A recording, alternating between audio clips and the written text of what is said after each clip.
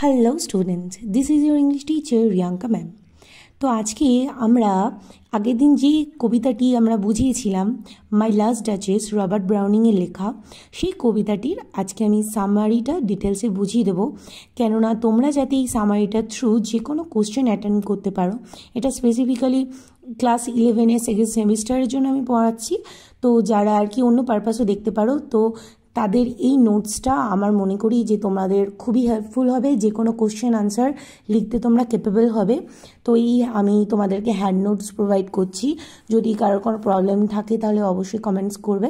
এর জন্য আমি পড়িয়ে বুঝিয়ে দিচ্ছি যাতে কারোর কোনো কনফিউশন না থাকে। ওকে, তো বেশি না কথা বলে চলো স্টার্ট করা যাক। তো দেখো, here the speaker Alfonso two is very much possessive and mean-minded person। তো এখানে যে স্পিকার আলফোনসো টু এ ছিল খুবই আর কি পজিটিভ নেচার, মানে খুবই আর কি কোনো জিনিসের প্রতি বেশি অধিকারবোধ এবং খুবই নিচু মানসিকতার একজন ব্যক্তি। And the title of the poem express this clearly. এবং এই কবিতার যে টাইটেলটা, এটা আর কি এই জিনিসটাকে মানে প্রকাশ্যে আনে। The name express the speaker's over positiveness and vanity on himself.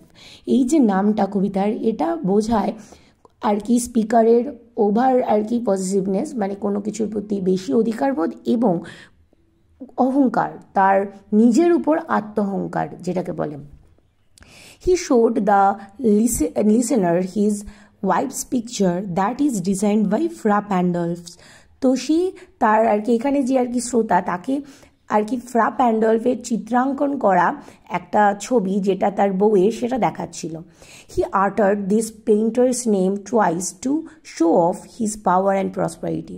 সে এখানে তার বউয়ের ফ্রা প্যান্ডলফের নামটা, এখানে যে পেইন্টারের নামটা দুবার উচ্চারণ করেছে কবিতায়, দেখবে, কেননা সে তার আর কি নাম বা প্রতিপত্ত এখানে বোঝাতে চেয়েছে। কারণ ফ্রা প্যান্ডল ছিলেন সেই সময়কার ফারারার একজন নাম করা একটা painter. Okay, then he said that strangers like the লিসেনারের নাম কি, Nikolaus Mardruz, did not read the depth and passion of its earnest claims.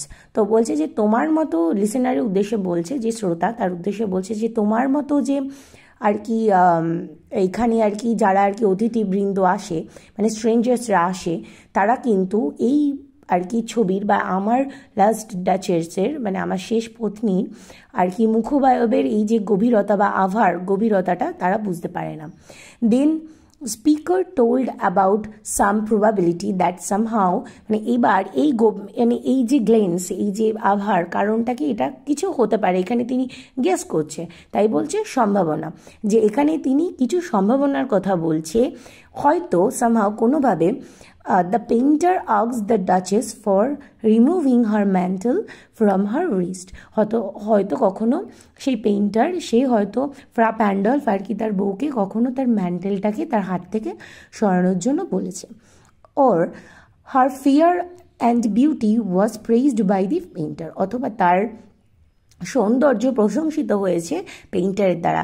এটাকে আমি সামারাইজ করে লিখেছি, মানে যেখানে যেটা বলছিল যে তার রঙটা যেন বিবর্ণ হয়ে যাচ্ছিল, তার গলার কালার যেখানে মিশে যাচ্ছিল তার বইয়ের গায়ের রঙের সাথে, এরকম কোনো কমপ্লিমেন্ট, এটাকে আমি এক কথায় লিখে দিয়েছি। ওকে, তো তারপরে দেখো কি বলছে, such staff was courtesy to her, মানে এই ধরনের তুচ্ছ জিনিসগুলো তার কাছে আর কি মানে এটা একটা নর্মাল গুড জেস্টার, সেটা মনে করে, ঠিক আছে।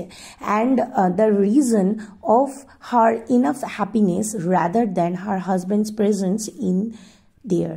তো বলছে সেখানে মানে, এবং এটাকে সে নর্মাল কার্টিসি মনে করে, এবং এটাই তার কাছে যথেচ্ছ কারণ আনন্দিত হওয়ার তার বরের উপস্থিতি থেকেও, ঠিক আছে, মানে এগুলো তার কাছে বেশি ইম্পর্টেন্ট, এটা বলতে চাইছে।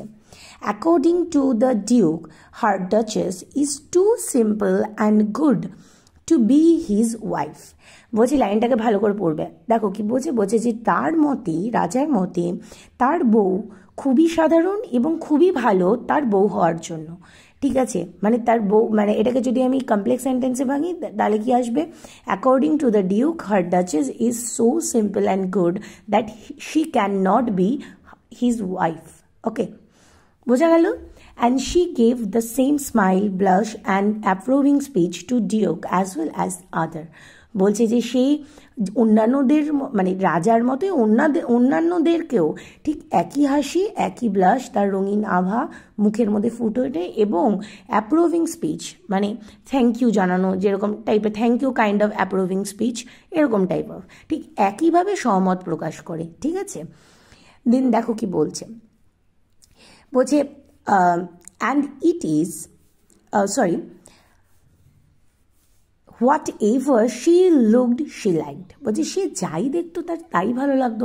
and it is ridiculous to the Duke and a sign of being a characterless woman, তো এটা তার কাছে খুবই বিরক্তিকর লাগতো রাজার কাছে এবং এটা একটা চরিত্রহীন একটি মহিলার একটি লক্ষণ তার কাছে। ঠিক আছে, to her there was no difference among her husband's gift and favor 900 years old him and the sunset view, a ride on white mule or a broken cherry bough was taken by a officious fool or anybody's gift। বলছে তার কাছে না এই কোনো কিছুর পার্থক্য ছিল না, আমার যে কোনো উপহার তাকে দেওয়া বা আমার 900 বছরের নামযুক্ত যে কোনো কিছু, ঠিক আছে, বা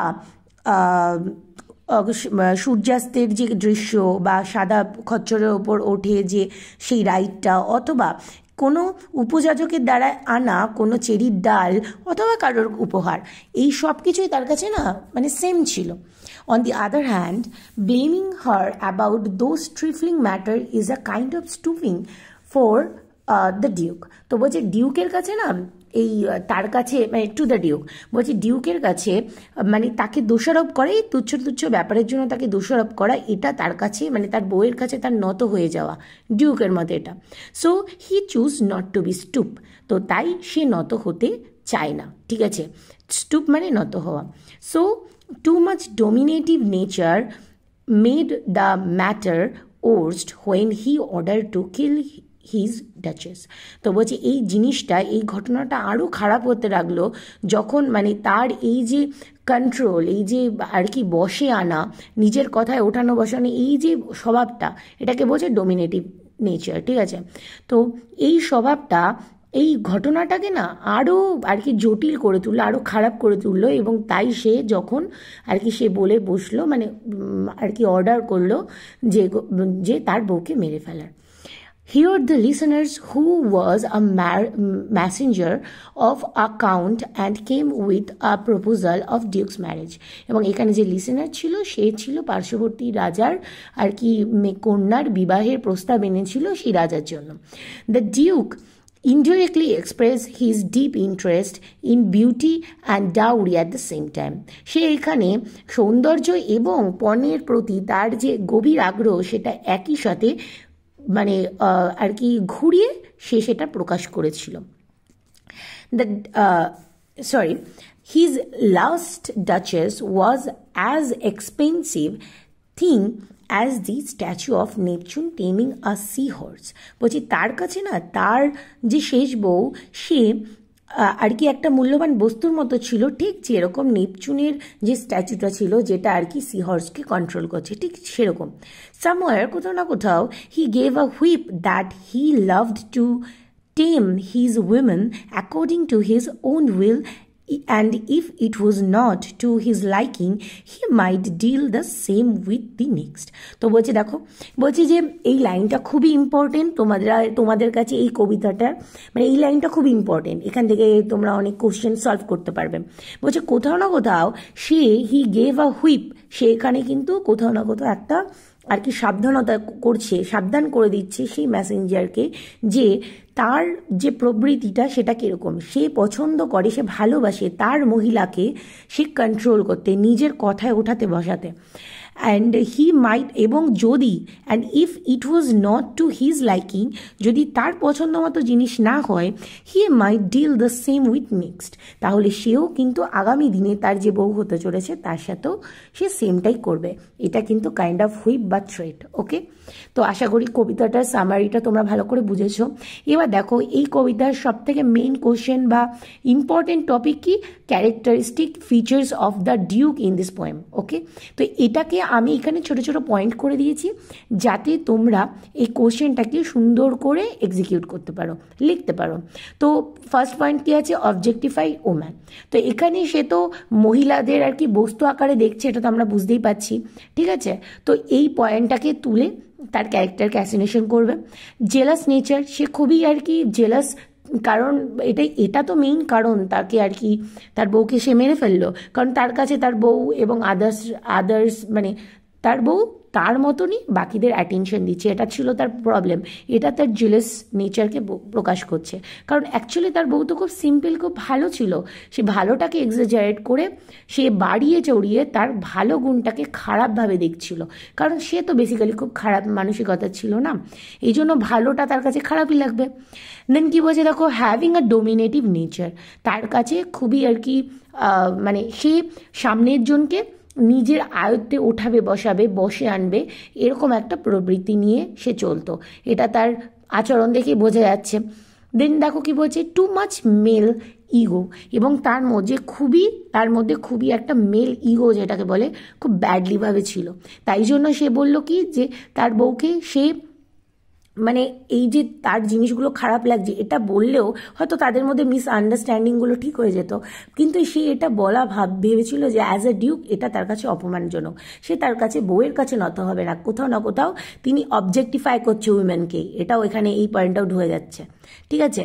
তো দেখো কি বলছে, তাই বলছে যে টু মাচ মেলিগো, তাই তার মধ্যে ছিল খুবই মেলিগো, তা সে আর কি ফিমেলের কাছে নত হতে পারবে না।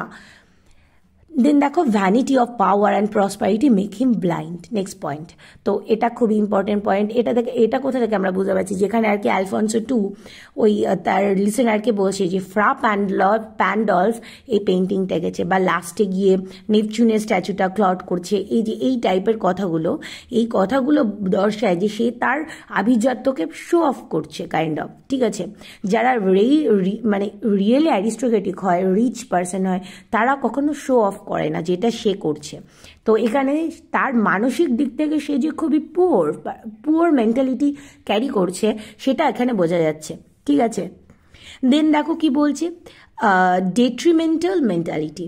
তো ডেট্রিমেন্টাল মানে রীতিমতো মানে এটা হলো ক্ষতিকারক মনোচিন্তা। কেন? কারণ সে উইমেনদের অবজেক্টিফাইড করে দেখছে, সে যদি মানে কেউ যদি তার কথা না শোনে সে তাকে মেরে ফেলারও চিন্তাভাবনা রাখছে। তো এখানে তার খুবই ক্ষতিকারক মানসিকতার পরিচয় পাওয়া যায়। ব্রুটাল পার্সোনালিটি, এটা থেকে বোঝা যায় যে সে তার বউকে হত্যা করছে, তো সে খুবই ক্রুয়েল, তার মধ্যে কোনো হৃদয় নেই। এবং কোথাও না কোথাও দেখো সে তার বউকে মানে মেরে সে তার বউকে নিজের মতো করে জীবন্ত জাস্ট একটা বস্তু আকারে তার দেয়ালে রেখে দিয়েছে, এটা কোথাও না কোথাও তার কাছে ভিক্টরি, ঠিক আছে। তো এটা তার ব্রুটাল পার্সোনালিটির পরিচয় পাওয়া যায়। লাস্টফুল নেচার তো বুঝতেই পারছো যে তার কেন মানে লোভ লালসা তার মধ্যে ভরপুর ছিল, কেননা সে ডাউরির কথা খুব মানে আর কি মানে একদম কোনো লজ্জা নেই, নির্লজ্জভাবে সে বলেও ফেললো এবং ইনডাইরেক্টলি বলছে, খুবই স্মার্টও, ঠিক আছে। তো এখান থেকে তার ক্যারেক্টারকে তোমরা আশা করি খুব ইজিলি অ্যাসিনেট করতে পারবে, কিভাবে লিখতে পারবে। তো আর এবার আসি main point, moral of the poem. এই কবিতাটার মধ্যে থেকে তোমরা কি বুঝলে? তো দেখো, women are not a personal thing or treasure of anyone, মহিলারা কারোর কোনো ব্যক্তিগত সম্পত্তি বা বস্তু নয়। But still men try to tame women, কিন্তু এখনও পুরুষেরা মহিলাদের নিজের আয়ত্তে আনার চেষ্টা করে। Women are the power and beauty of nature, মহিলারা হলো বা মেয়েরা হলো প্রকৃতির সৌন্দর্যের এবং প্রকৃতির শক্তির আর কি মানে প্রকৃতির শক্তি এবং প্রকৃতির সৌন্দর্যই হলো মেয়েরা। They are the treasure of nature, not us, and everyone should remind this, এবং তারা হলো প্রকৃতির সম্পদ, আমাদের নয়, এটাই আমাদের মনে রাখতে হবে। This last line is the basic moral of this poem. Okay, তো আশা করি তোমাদের আর কোনো কনফিউশন নেই। যদি কোথাও কোনো প্রশ্ন থেকে থাকে বা কোনো প্রশ্নের আনসার পাচ্ছ না, দেন অবশ্যই কমেন্ট সেকশনে কমেন্ট করবে, আমি সেটা সলভ করার চেষ্টা করব। আশা করি তোমাদের এই হ্যান্ড নোটসগুলো খুব হেল্পফুল হচ্ছে। যদি হেল্পফুল হয় আমাকে জানিও, আর চ্যানেলে নতুন হয়ে থাকলে তোমাদেরকে ওয়েলকাম। তো অবশ্যই সাবস্ক্রাইব বাটনটা প্রেস করতে ভুলো না, আর পাশে থেকো, সবাই ভালো থেকো। এখানে ভিডিওটা শেষ করছি। Tata bye.